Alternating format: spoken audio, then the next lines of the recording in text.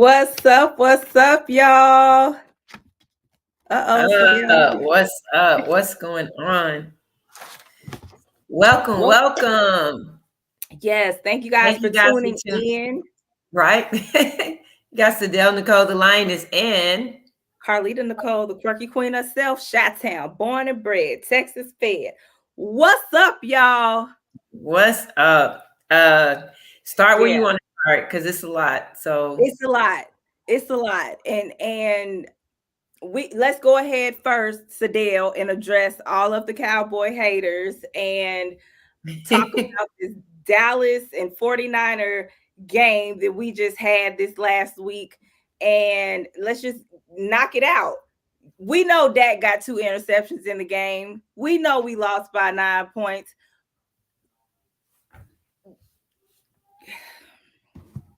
Where we um, going? I know, because you know what? I'm not gonna lie. I'm struggling today. I'm struggling in the conversation with Dak. Okay, so I'm just sorry, and I apologize for interrupting you. go We ahead. we we only lost by 7 points. 7 That swing and those interceptions really cost us 9 points. But anyway, plus go 2. ahead. Huh? 7 plus 2. Right. Anyway, y'all, so this is why it's hard for me with the whole Dak conversation right now. As the official Dak ambassador, y'all know I go hard for Dak. Y'all know I'll fight you. Okay. I will choose violence when it comes to Dakota Prescott. But like right now, I'm a little conflicted as far as some of these conversations that we have to address today. So, like I said, Dak did throw 2 crucial interceptions. And this is the deal. The first interception that he threw, Sadell, the defense held the Niners to 3 points. They ended up Right. having to kick a field goal. Our Yeah. defense showed up. Our Yeah. defense did what they were supposed to do.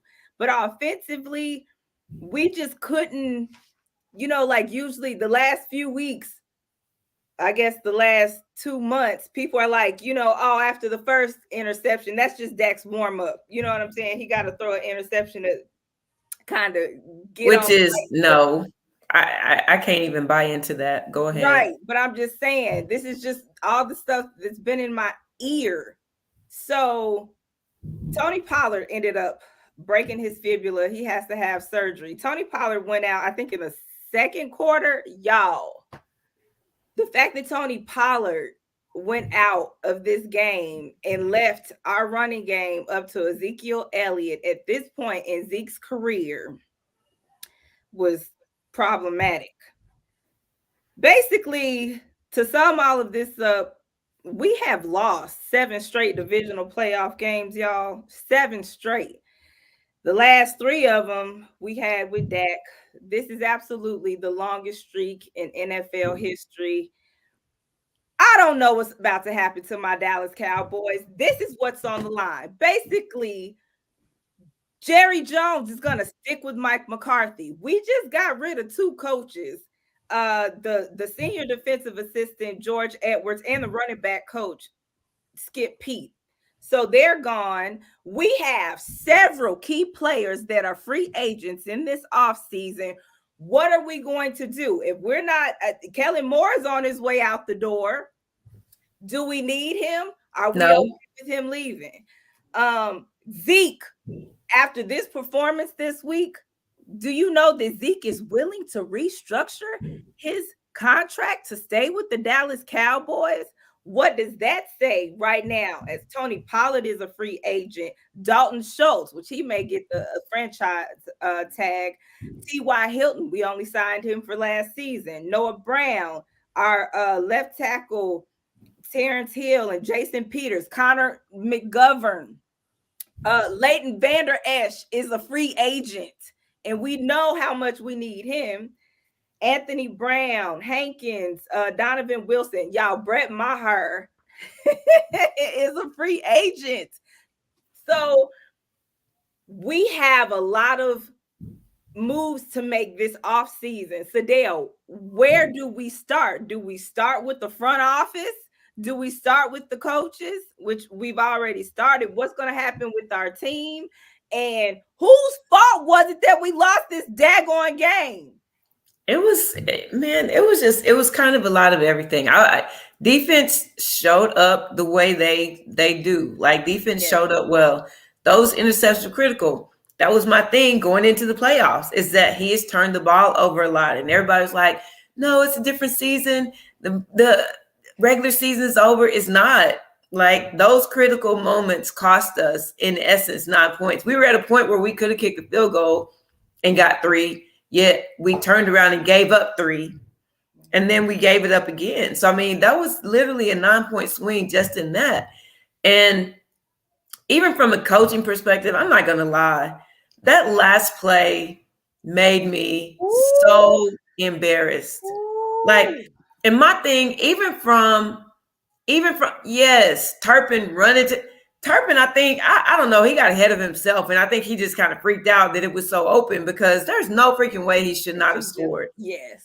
But my thing, even with Zeke, and I love Zeke, there were a lot of, Zeke dropped a couple passes that he should not have dropped. Yes.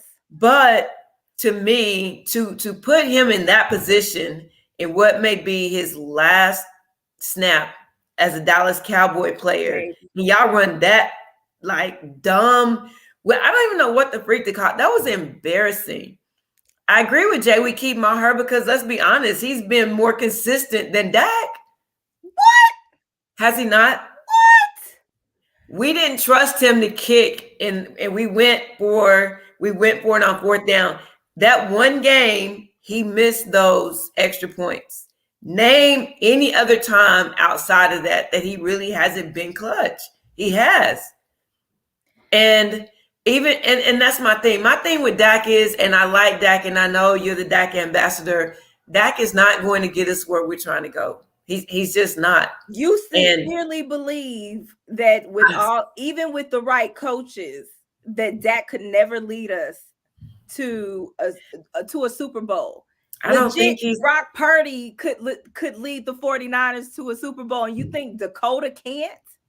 Brock Purdy outplayed Dakota this game. One game. Brock was a freaking rookie, and even though everybody's like, don't get sold on that, he did outplay him. He did.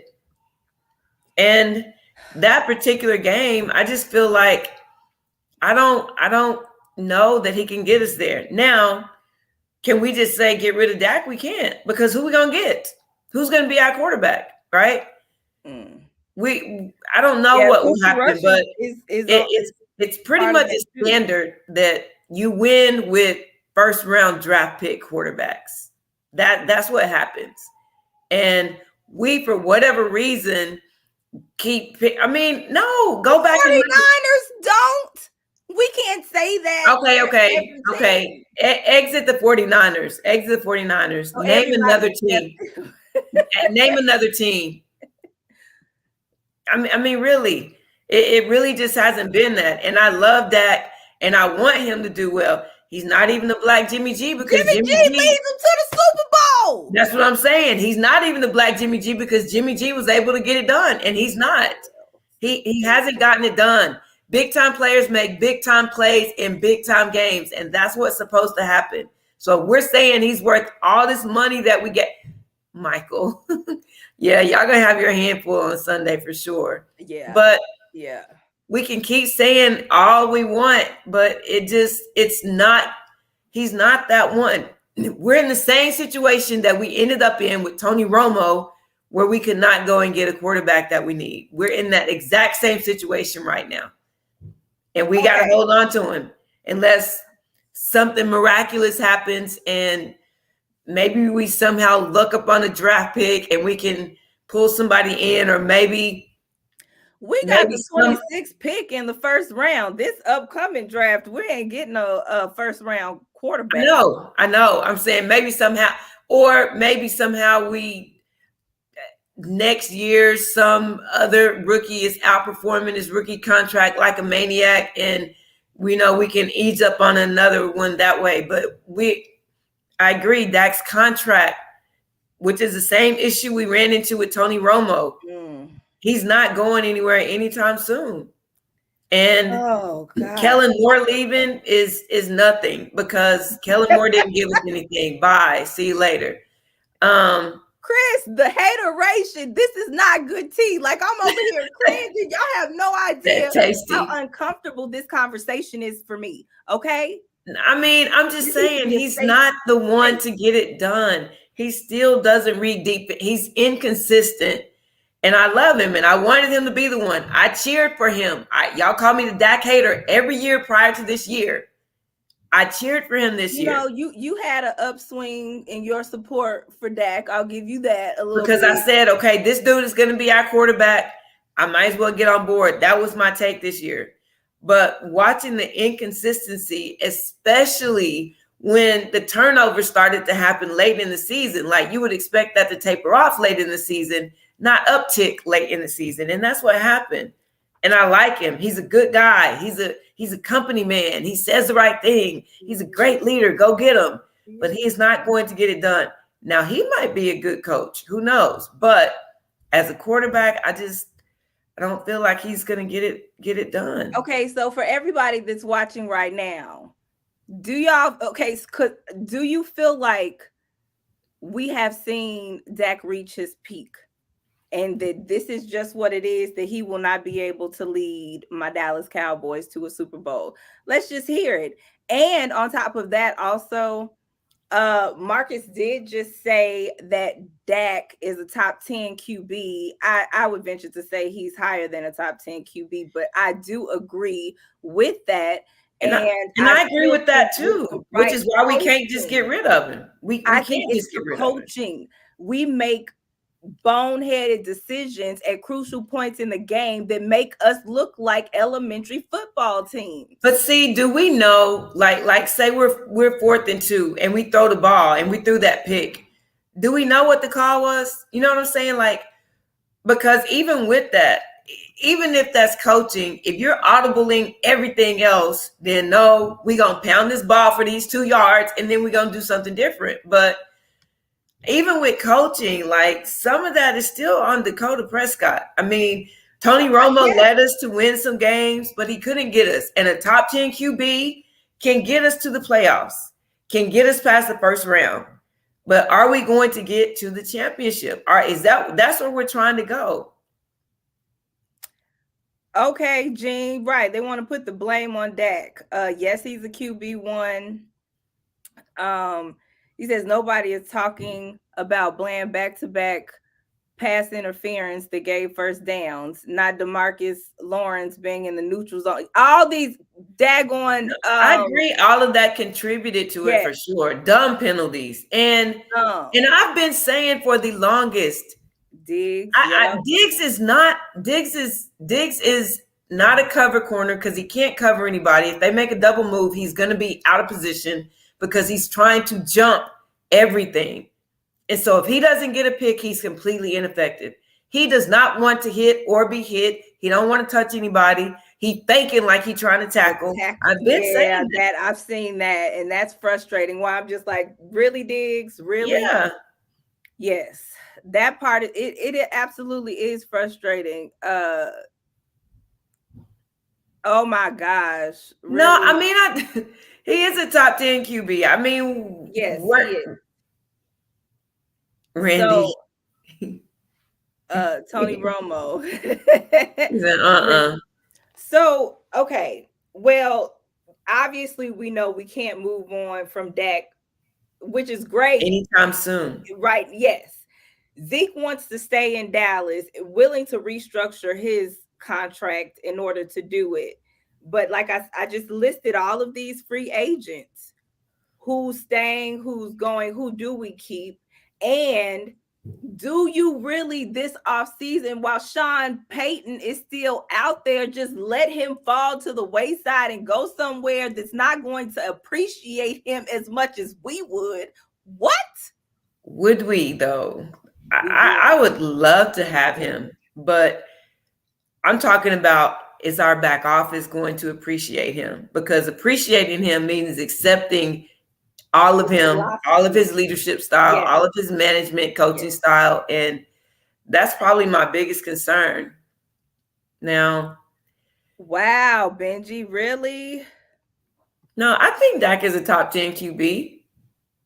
See, we should absolutely not let Sean Payton go to the Commanders. Yeah, That that would wouldn't be be good for horrific. us. That definitely would not be good. Just like we shouldn't let Lamar Jackson go to any other team in the The NFC East Saints. either.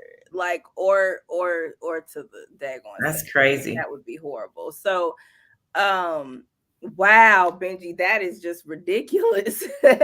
Marcus says if you have a top 10 QB, you can improve by getting rid of okay. So my So thing is, even though he is a top 10 QB, I think Ed just said there's literally only 30 in the league. My thing is we can't get rid of him now because I feel like he is a top 10 QB, and who are we gonna get? So unless we are able to, which we're gonna be having to wait, get a first round pick or luck up on somebody else that's greater, yeah. then we're gonna have to keep him because it's not like you can just trade him for trash and start over. We're not built like that. We can't, go down. And Jerry Jones is not, because at the end of the day, he's looking at his bottom dollar. Yes, If we trade him and we start losing ratings and people are not watching and he's losing money, that's not going to work for him. Okay. Well, listen, I am disappointed by us losing again in the divisional round. And do I feel like we have pieces to get us there again? Yes, but I feel like we can only get, like, this is our ceiling with the pieces that we have now. Whether or not that includes Dak or not, I am not sure. I feel like Dak is the quarterback to lead us there. However, I don't feel like we have the right coaching scheme. And I feel like we need to lean more into Tony Pollard as far as our run game. So if moving we're able on. to keep him, because people are going to be trying to pay top dollar for him. Yes. And Zeke is smart enough to know that he's not worth top dollar right now. Which is why he's willing to restructure. Exactly. Because do you see any other top running back right now? Go back and look at Des Bryant. Come on, Dr. Johnson. Fly, Eagles, fly. Oh, there's so many Eagles fans at South Oak Cliff High School. Like, I walked in, I was avoiding everybody last week. But anyway, same thing with Dez. Sometimes you just have to know, okay, I'm not that dude or whatever. And he's willing to restructure it because it's not like he's going to leave and go and get a big contract. And he's only 27. It's not like he's very old, but it's not like he's going to leave and go and get something major. So, and he wants to be in Dallas. So it's smart of him now. I don't know. I don't know what we're going to, we have to keep Pollard. It's somehow. Somehow, some way. Hey, Daddy, keep Pollard. Absolutely. By any means necessary. Okay. Hurts, Josh. Benji is really over here listing all of these daggone. He's trying to list all the ones ahead of him. And says a rookie QB will be a rookie running back will be cheaper and more athletic than a restructured Zeke who plays like a fullback now. He is a fullback. Basically. So that's what we have to look for. We have a lot to look forward to in this offseason as Dallas Cowboys fans. What's going to happen with the rest of our coaching staff? What's going to happen with well, we know what's going to happen with that. What's going to happen with these running backs? What's going to happen with our receivers? Which ones are we keeping? Are we going to franchise tag Dalton Schultz, et cetera, et cetera? But let's move on briefly, real quick. I'm just going to mention these couple of games that we had this week, the other few games, the Chiefs and the Jags. Y'all, Patrick Mahomes went down with a leg injury. He ended up suffering a high ankle sprain. And he still threw for 195 yards with the time that he did play, but Chad Henne came in for the rest of that game for him and was able to stick it out, do what backup QBs do or have been doing this season, and picking up where their starting QB left off. they got the game. Congratulations to the Kansas City Chiefs. Now, this daggone Giants and Eagles game. Y'all, I was really like, let's go, Giants. Let's go. Exactly. Golly. They had one job. They ain't even do it. When I tell you that the Eagles held Saquon Barkley to 61 yards in a division Nothing. game, like that hurt. Daniel Jones only had 135 yards.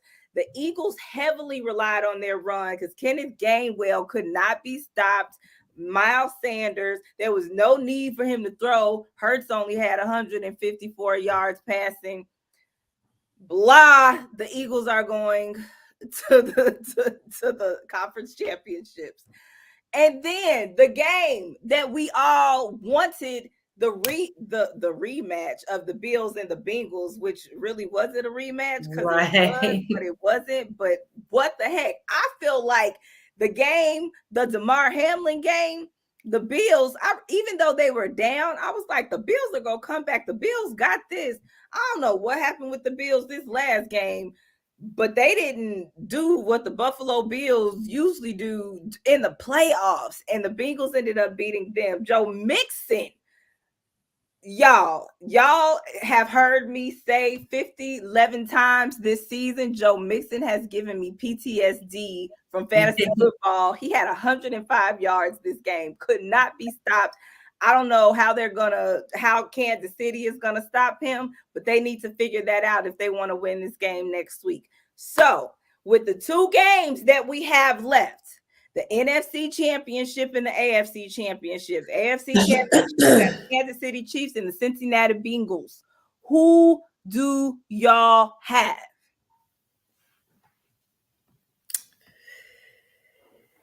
I'm honestly, I'm kind of torn. I Really? feel like, Really? I am kind of torn, but I do feel like, the Bengals, I'm feeling Bengalish. I feel like so the Bengals last year had a great season, great playoff run. And when they started the season off this season, y'all heard us say, who is this team? They don't look like this playoff team from last year. They started off horribly this season. They did. But then they kept on the incline, and they've gotten back into the swing of things, and now they're looking like the team that they looked like last season in the playoffs. And I'm saying because of that, Kansas City better watch. I don't know what it is about Joe Burrow and the playoffs in these major games, but Joe Burrow is one. He's not one to play with. He's not. And he's so confident. You know what I'm saying? Like, he's like, I don't ever consider myself an underdog. I'm where I'm supposed to be. I'm doing what I'm supposed to do. And initially, people were talking about it, saying that he was arrogant, and it's not that. Yeah. He's just like, he's comfortable and confident in what he's doing. And man, and he's also handling his business. I wish some of that would splash over to this silver and gold side, silver and blue. But So Chris is saying that the Bengals, because Mahomes can't escape the pocket. Do you think that Mahomes' injury will be a factor in this game? I think it could, definitely. And especially with their defense, I think it could be problematic for him because that's what he's used to. I mean, he's still effective throwing the ball, but he's most effective because they have to respect him, and his athleticism. But high ankle sprain, I mean, sometimes those things take a while to heal fully. So, it looks like a lot of y'all are saying that the Bengals are going to beat the Chiefs and that the Eagles are going to beat the 49ers. Y'all really think that the Eagles are going to beat the 49ers? I don't know. I just don't want the Eagles in the Super Bowl. I don't even want them to have the opportunity, because at the end of the day, they ain't going to win the division next season.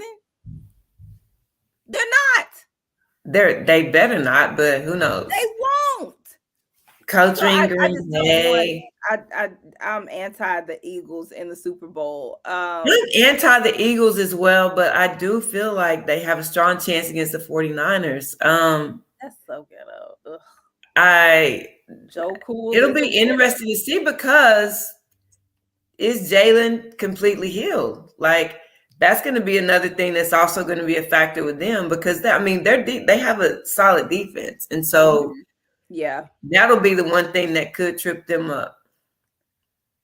So yeah, and talking about the shot, he had that shot in the last game. But I mean, at the same time, I still think like it's only a week, so his mobility may be limited. Oh my With God, these Eagles fans are are killing me. horrible. Like I'm really watching all these Eagles fans. Like I'm purposely not putting up y'all's comments. He said he'll be ready. He'll think he's ready, but we don't know. We don't know. We'll see. Oh gosh.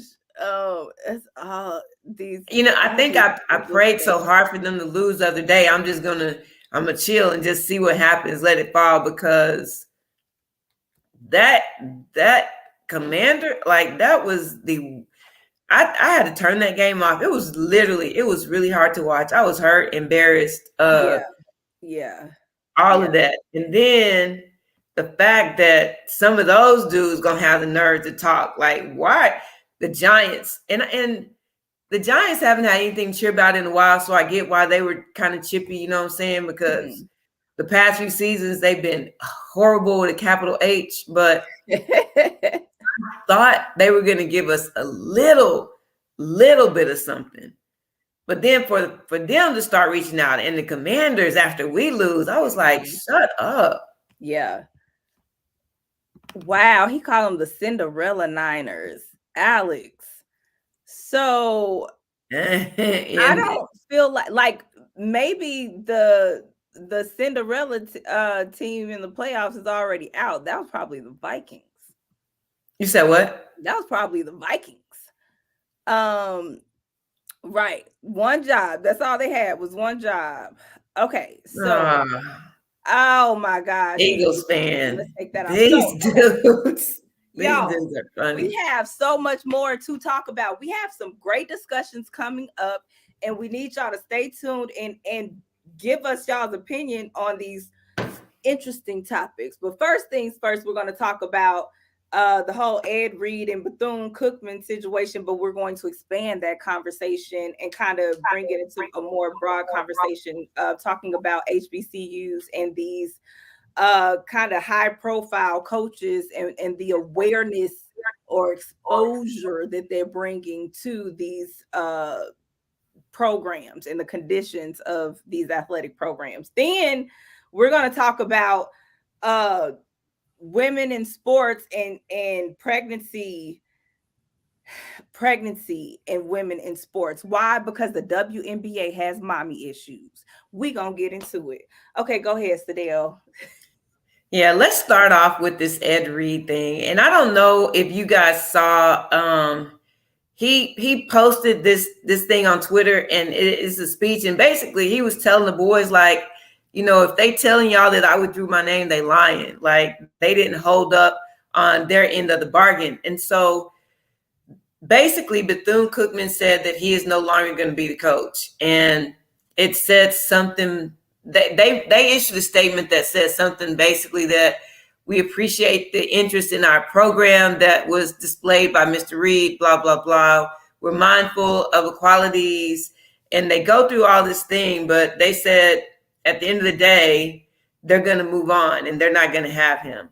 And so the thing that happened is he went on to social media a few times over MLK weekend, and he was talking about how the facilities and just the facilities at HBCUs in general were not good.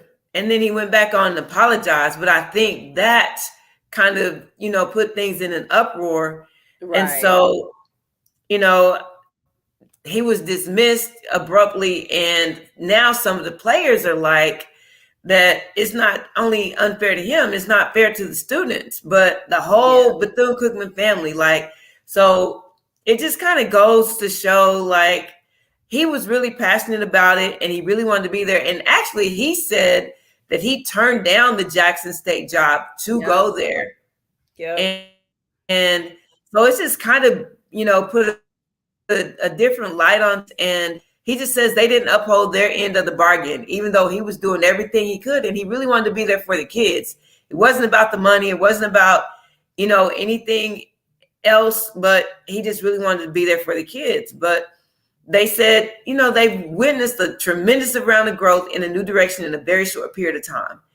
But even with all of that, they decided to not let him come back and coach. And so there's just been, even Dion has, said, hey, I know you want to be there for the kids and I know you don't want to leave them, but sometimes in life you just got to walk away.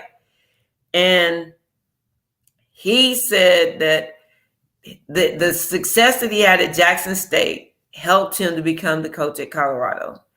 And that's what he was kind of hoping that Ed Reed would have the chance to do. And so it's just it's been very public and very critical. And it also sheds a different light on HBCUs. Right. And the issues that they have, not just in athletics, but just in the programs in general. So, I don't know where this is going to go. And now he's kind of like, he doesn't know where he's going to go, but he's not going to be that high profile HBCU coach that he was hoping that he was going to be. Now, you have a Pro Football Hall of Fame dude that is not going to be there anymore. So you have someone who has the potential to be Dion-ish, maybe not as good as recruiting, but people would want to play for him. And he would have good insight and be able to bring people in to help turn that program around and bring funds, because that's the biggest thing. A lot of the facilities are in such disarray because they don't have the money or the money's mismanaged. So now we're just at a position where, he's kind of out, and he did his rant on social media, and he was like, with great sadness, it's my desire. Like, I really want to do this. I really want to be an agent of change. I want to be the change that everybody is just talking about, but I want to do it. But he said the university is not going to ratify his contract, and they're not going to make good on the agreement. And it was an agreement that they had in principle. Principle, yes. That's the thing. It wasn't an actual signed contract. He was working without a contract. And so he's going on and moving forward based upon, in essence, their word. And so it said that it was going to have provisions and resources to help best support the student athletes. And they're basically, from what he's saying, backed out of all of that. And so it's just kind of gone up in the air, and yet again, shed a negative light on HBCU. Yes, and absolutely. So it's important to note the rest of his grievances that he had with Bethune-Cookman, because like this was a situation where, like you said, he was hired in principle. There wasn't really a contract, and then they had discussions that he felt like they didn't follow their end of the bargain. But he was saying him and Dion talked about the broken mentalities of these HBCUs. He had mentioned the financial struggles of the HBCU, the fact that he had been there for a week and a half and his office was still dirty and hadn't been cleaned.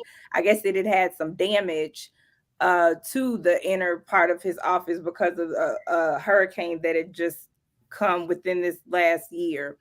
But with all of the outrage and stuff, like Ed Reed is Ed Reed. He received a lot of praise, but he also received a lot of backlash for publicly outing the dirty laundry of these HBCUs. And on one hand, there are the HBCU supporters that are like, you don't air our dirty laundry for the masses, because if this was a predominantly white institution, you would not have done that, especially on social media platforms in these rants in which you did. And then on the other side of it, there are people who understand who Ed Reed is and the support that he could bring to any HBCU program, just like what you were saying, what Dion did with Jackson State. So I think right now, like the people of Bethune Cookman really felt like Ed Reed was trying to come off as a savior of their program, saying that he had done more in the week and a half that he was there than the people who had supported the program for years. You can't say those things about the program that you want to hire you publicly and then come back and be like, my bad. And at the same time, I understand his passion, because maybe what he's saying is not, it is all true. What if it is all true? Then a lot of these HBCU programs do have mismanagement of funds and facilities. He is right about that. But at the same time, there's a time and a place, there's a way that you go about it. And I feel like he didn't go about it the right way in the social media rants. That's something, those grievances that he had should have been aired to the administration in a more proper form. But talking to the students and throwing the institution under the bus is not a good look. It's really not a good look. And that's the So, thing. I don't doubt that what he was saying is true. Like mhm, it probably was true. Facilities probably are in shambles. There's probably a lot of right. things that are wrong. But it is. It's just you are putting this on social media. Hmm. So Chris I is don't wanting to know: do we think that think Dion leaving for Colorado gave them hesitation? They don't want to be a springboard for him to go to another school. I don't think so. Like No. I don't feel like that's the case, to be honest, because even as much as people complained about Dion brought a lot of positivity there, and it was a springboard to go someplace else, but it also gave them a good platform that they could build on. So even though that people complained about him leaving, it still put Jackson State in a very good light Yeah, and it put them did. on a national stage that they otherwise would not have had. So I don't think it's that. I think, especially Mhm. us black people, we don't, you can't go on social media and you can't come Thanksgiving dinner at my house and then go on social media and talk about my dressing. You know what I'm saying? You Yeah, ain't doing that. Like, I you don't know like that's it, then don't right. come over here. So Yeah. you come and then it's like, oh well, I gotta do this. I had to season it. I had to put all this in there and I had to no. And so I think it's not that what he was saying was incorrect or false or whatever. I just feel like I don't know why he felt the need to go on social media. Right. So it did seem like maybe he is just trying to show that I'm going to be the one to come in here and change this and save this, and he may not have had any ill intention with that, Mhm. but this the way it came off. Grace said that dressing was dry. That's funny. No, it's So, not. okay, so this is one of the things, because the reality of the situation, just like Showboat Nation was just saying, that Ed Reed can be wrong and right in the situation. You can be wrong about your approach to Right. your grievances and be right about all of the things that you are grieving about. So, in that, he exposed, like, in a way, kind of sort of, like, not a direct way, just like Dion did. Dion exposed what was going on in the HBCUs, especially at Jackson State, by bringing light to the fact that these programs didn't have a whole lot of money, and the fields that they had to practice on, the uniforms, et cetera, et cetera. Dion was able to have Under Armour get them uniforms, was able to get people to donate them a field because of who he was, his star power, his celebrity. And that's one of the things that I feel like Ed Reed went into this situation hoping to do. But his approach to it just wasn't necessarily right for the school or right for the situation at that. But just exposing those things, like, I'm not exactly sure if that's going to make other coaches, other high profile coaches say, maybe I need to coach at a HBCU to help them out. Do you think that that would make other high profile coaches want to coach at HBCUs, or maybe turn them away from them and have them looking at predominantly white institutions? I I don't know that it'll necessarily do either. I mean, I think this situation is unfortunate because of the way he aired it. You know, Right. I don't think now. Now the thing is, had he gone there and all of these things happened, and he not necessarily went on social media, but maybe was talking to other NFL or retired NFL, then it would probably shed a worse light, because then it would be like, man, y'all promised y'all were gonna do this. Y'all said y'all were gonna do this. You didn't do it. So if he had not gone on social media and stayed there and tried to fix it, depending on how things went, then that may have caused the problem. But I don't know that it'll necessarily prevent other NFL players from doing it if they really want to coach, because that's an easy way in. I mean, people want and they need them at HBCUs. Right. So I don't know that it's going to prevent it from happening. It'll give them a little bit of caution, I think, and just going in. And I mean, because you have to have the equipment, you have to have the facilities to be able to increase and bring the people in and make the program better. So, right. But yeah, Jay says it could possibly hurt future fundraising if they can't account for the little money that they have, which is unfortunate. I feel like, so that's one of the catch-22s about this situation, because I do believe there are HBCUs who manage their money well. They just don't have the money to manage. But then there are facilities that do mismanage funds. And if I am somebody with money to give to whatever program, then absolutely I'm going to want to pay attention to how you managed your money prior to see if I need to be donating my funds to your program. So I don't know. I feel like this is a catch-22 situation, and this is one of those situations where, if depending on how high profile of a coach this is, will depend on how well the program will do, and maybe the toleration for the programs, because Dion had what, 2 years at Jackson State and he was out of there. Like, these schools are going to have the money to pay a high profile coach. Yeah, and I mean, have the money. These schools don't have $5 million. A lot of the times, though, the high profile coaches go in there to specifically use it as a springboard, not necessarily for the money. So, right, going in, they're going to know. Dr. Johnson said the environment must be right to bring in top athletes. The institution must make a commitment.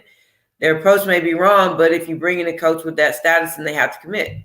So, yep, you want to get them in, you have to continue, and they'll continue to be a springboard for Black coaches with little experience, and I'm fine with that. And I agree with that as well. I do too, Mark. Because they need it. And then for whatever reason, the turnover seems to be just extremely high at a lot of these HBCUs as far as the coaching. Yes. In most sports. Yes. Okay, so we're gonna read this last comment and go to our last discussion. He said, I'm Ed Reed. I'm hosting a free autograph signing today with Ray Lewis. But in order to get an autograph, you have to come clean up trash on the campus, and we'll provide refreshments. Oh my gosh. Hey, get it how you can, however you can. So, lastly, I told you guys that the WNBA is having some mommy issues. What in the world do I mean by that? So, Dearica Hamby, who was playing for the Las Vegas Aces, she's a repeat 6th Woman of the Year award recipient. She's a 2-time All-Star designator. She's a 2022 championship winner with the Las Vegas Aces. She was traded to Los Angeles. Why was she traded to Los Angeles? Well, Dearica said she was traded to Los Angeles because she was pregnant, or she is pregnant. So she alleges that their front office lied to, bullied, manipulated, and discriminated against her because of her pregnancy. The Aces accused her of knowingly signing her contract extension while pregnant, not upholding her end of the deal by becoming pregnant during the term of the contract, and drilled her with questions over the use of contraception and whether or not her pregnancy was planned. So that brings up a whole plethora of things. But just in what I just said, y'all, that is crazy. And how do you guys feel about her getting traded because of her pregnancy? And then I'm going to read you what is stipulated in the WNBA as far as how pregnancy is viewed, and how they go about pregnancy. Yeah, it's kind of a crazy thing. And I mean, I think the thing that probably bothers people the most is the way they handled it. I mean, the Las Yes, Vegas Aces leadership and management is women. And so for yes, these women to be saying, you didn't use protection, you should have done this, and you know you shouldn't have gotten pregnant, and now you're going to get pregnant again, and so we can't deal with you. Now, mind you, not only did she help them win the championship, yes, she was like, she got the six-man award. Like, she's contributing. She actually was playing and still continuing while she was pregnant and had intentions to play this year. So it's not right, like she was just like, I need to take the year off, which some players have done. They've had a baby, they've taken the season off to be with their newborn. She wasn't even planning that. She's still planning to play. So I think the biggest thing is the way these women who are like, well, I've been in your shoes and are supposed to, you right, know, have some understanding of a female athlete. It's different if you're talking about high school or even college athletics, but you have to expect that women in the WNBA are going to at some point have families and right. have children. And so it's the Players Association now is looking into it and Mm. seeing what the terms are. But I just think the way they did it could have been taken a lot better. Now, the fact that she is in LA, she's still going to be there. She's still going to be able to play. But I just think the way they did it is just kind of throwing things off. So Chris asks, what's the WNBA guidelines on pregnancy? So I will read you the health benefits regarding pregnancy, section 2 of the pregnancy disability benefit. This is of the 2020 CBA, for the WNBA. It stipulates that any WNBA player who is unable to fulfill her contractual duties due to pregnancy will receive a full base salary as noted in the standard player contract. Now, this also states that the players who are traded during that time in which she is unable to perform basketball duties will have to forego merit bonuses unless she plays in at least one regular season game. So basically, they have put aside for these women. So if you get pregnant, you have time to, you have maternity leave, but you do have to come back. Um, they are allotted their full base salary, but I guess they can trade you if you are unable to perform because of pregnancy.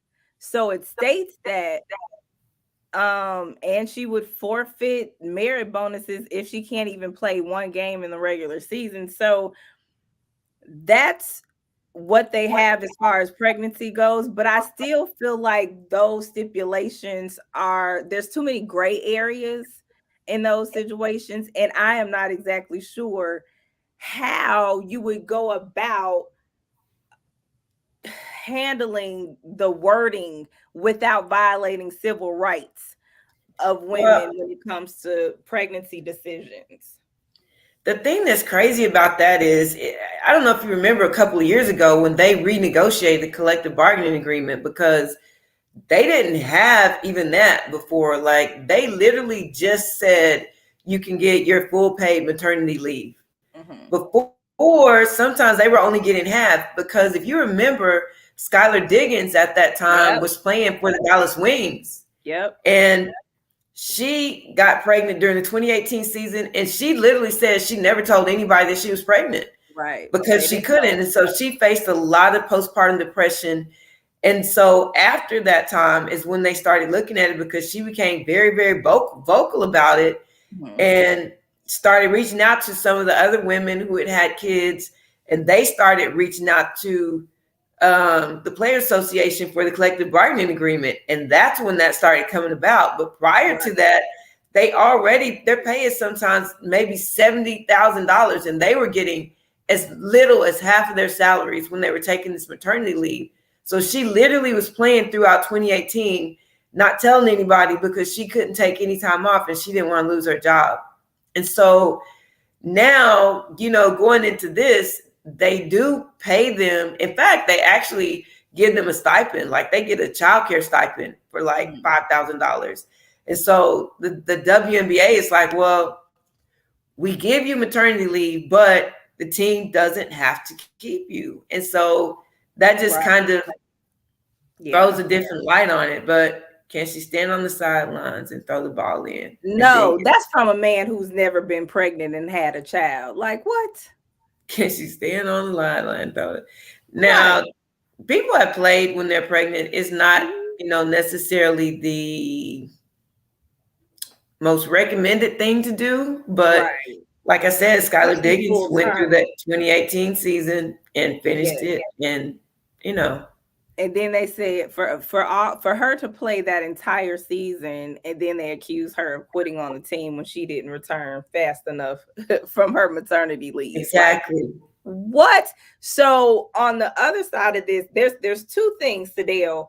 I have heard in this situation people liken pregnancy to injury and saying, well, you can't play if you're injured and you can't play if you're pregnant, then it's the same thing. There should be something written in the contracts to discuss those things. But like I said, I'm not exactly sure how that can happen legally without violating civil rights. The other part of this is just the whole culture of women athletes in pregnancy. Naomi Osaka is pregnant. She announced her pregnancy I don't know, last week or the week before. And when I tell you the outrage hit like it just hit it. Like boom, boom, boom. Like there were so many people outraged because this woman is pregnant. She's grown for one. But they're saying she's young, she's giving up her life, she's this, she's that, and we all know pregnancy and having a child is not the end of your life, for one. But two, I want to know from a woman, a mother, an athlete, how do like what needs to be the conversation or the culture behind pregnancy and women athletes? Like what ideally would be the provisions made for pregnancy and women's athletes across the board in all sports? Because whenever, I mean, yeah, you can't play full term anyway. So, Well, see, I mean, I think it can't necessarily be across the board because Naomi's situation is completely different because she well, plays by she's herself. individual, You know what yeah. I'm saying? And so she's made enough money. That's another thing. When you compare the money that she's made to what they make in the WNBA, completely different thing. So for her to take off a year or two, Serena took time off. For them to Right. take off doesn't affect them as much because they make a lot more money. Yeah, But when they you talk about the WNBA who's not making money, and that's what Marcus was saying, how does it compare to what women in corporate America receive? So in corporate America, you get 8-10 weeks off, which is a little bit of nothing. And I don't even remember, do you get your full salary? I don't even know if it's your full salary, but no, I thought it was a percentage of your salary. actually I can't remember. I think you may be able to pay extra to get your full salary, but it's a very short period of time. And that sometimes it's not good enough for people or whatever, Mhm. especially when you're talking about getting back in shape to play full speed and go up and down the court. Now, Thank you, It Mark. depends on the person. It depends on the age. It depends on a lot of things. Because I'll be honest, after all my kids, I was probably playing basketball within 2 weeks. Okay. And probably not the most recommended thing, but it didn't bother me. I was able to run and do things, but that doesn't work for everybody. And so, you know, unless you get sick leave. So typically when you just get regular maternity leave, it's 8 weeks if you have a C-section, I think, and then 6 weeks otherwise, which is literally nothing. It's You know what I'm saying? But not. I don't know what the answer is. I do feel like, kind of like injury in the NFL or the NBA, there needs to be some kind of clause. There needs to be some kind of clause that fully covers it. And I think because it's still fairly new in the WNBA, that hasn't been completely thought out. But there, I think it just has to put more detail in it, Right. to say, okay, Yeah. well, for this or whatever. So you're going to get your full salary. You're going to get this certain amount of time. What else are the other intricacies? And I think that stuff hasn't been dealt with. And, so they'll go back to the table again and come up with another agreement. So Chris had mentioned that he thinks that the problem really kind of boils down to the individual basketball cultures. And it is in the WNBA because some teams, just like in the NBA, are a lot more progressive than other teams. So for instance, like Skylar Diggins, she demanded to be traded to the Phoenix Mercury because of the amenities that they have for the working and nursing moms. They have a child care facility and they have other things where they welcome mothers, but not every organization clearly responds to motherhood or pregnancy the way that Phoenix Mercury has. So I think it's a progressive conversation. I think it's something that the CBA, they're going to have to amend some things in the CBA going forward.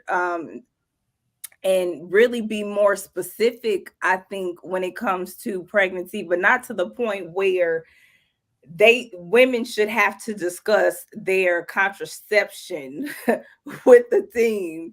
Like I think that part is a little bit too much. Like I shouldn't have to explain to you what I'm doing or not doing to get pregnant. Or it's one thing if you're planning to get pregnant, but yeah, like I don't want my job to help me decide family planning. And what if these women get pregnant and they may not want to keep the baby? There's like so many different questions. And with those questions, it's like you're getting deeper and deeper in these women's business and you're crossing at some point, like, where's HIPAA? Where's the HIPAA line? And I mean, I think even with that, I'm just like, to me, that's the part that goes, it is different in saying, okay, our culture is that, we don't want to cater to pregnancy and maternity and things like that, but they don't. And I mean, and Marcus, I do get that to a certain degree, but the NBA makes a lot more money. Yeah. And I'm not saying money is everything. That's not, but I'm saying it offers a lot more flexibility. When you have someone that's a high caliber player like Skylar Diggins, who's playing through her season, afraid to tell her management because she's pregnant, because she doesn't want to lose, and she's one of the higher paid players because she can't afford to lose the money, then that's a problem. Like that's problematic. And yeah. And then the other thing is the NBA players don't physically have a baby. So, just by doctor's guidelines, you need to be off a minimum of 6 weeks. So even if they only give them 6 weeks off or 8 weeks off, like they get in corporate America, even if they just get that time and they're able to have their money back, I mean, able to have their full salary during that time, then even that's different. But yeah, I don't know. I just think, like you said, more conversation is going to have to be had, and there has to be some more detail put into it because, you can't tell me you better use protection. What? Birth control, this, that, yeah, that's pushing it. You know what I'm saying? I understand maybe if you're military, but that's just too much. So, okay, we've got to go ahead and wrap this up. Thank you guys for tuning in. This was fun. And we had some great conversations. I really appreciate all of the comments and y'all giving your opinion on these topics. Thank you so much for tuning in. We appreciate you. If no one told you they loved you this week, just know that we love you and we appreciate you tuning in with us each week. And we'll see you back here next Wednesday. Bye. Have a good week.